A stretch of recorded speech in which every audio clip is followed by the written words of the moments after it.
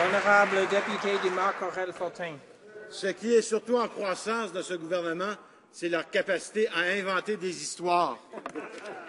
En 4 ans, Monsieur le Président, les conservateurs ont surestimé 3 fois le coût du programme de la sécurité de vieillesse. Ça montre leur sérieux et leur capacité à savoir compter.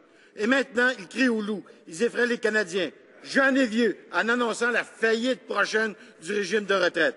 La ministre va-t-elle mettre fin au suspense? Va-t-elle nous dire exactement ce qui attend les retraités actuels et futurs?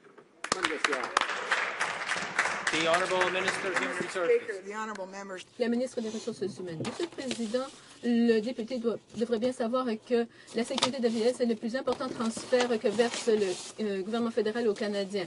Oui, il y a une différence dans les projections, c'est que, Monsieur le Président, nos projections étaient à 1% des dépenses réelles. Toute entreprise vous dirait que c'est assez remarquable.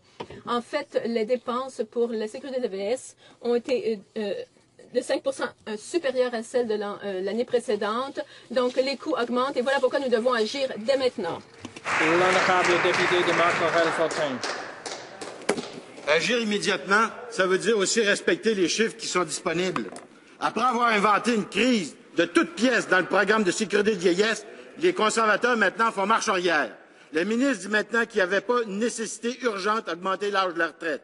Encore une fois, le gouvernement dit n'importe quoi, selon l'humeur, du goût puis du jour, puis des sondages. Le ministre va-t-elle confirmer définitivement que l'âge de la retraite va rester à 65 ans et ad vitam aeternam? L'honorable ministre.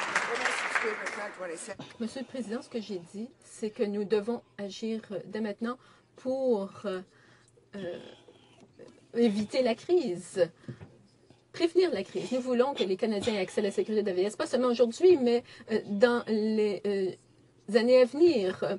La population vieillit et dans les 20 prochaines années, la proportion de la population, des main-d'œuvre actifs qui paierait pour la sécurité de la vieillesse, elle rétrécira. Donc, nous devons agir dès maintenant pour nous assurer que les générations futures auront aussi accès à la sécurité de la vieillesse.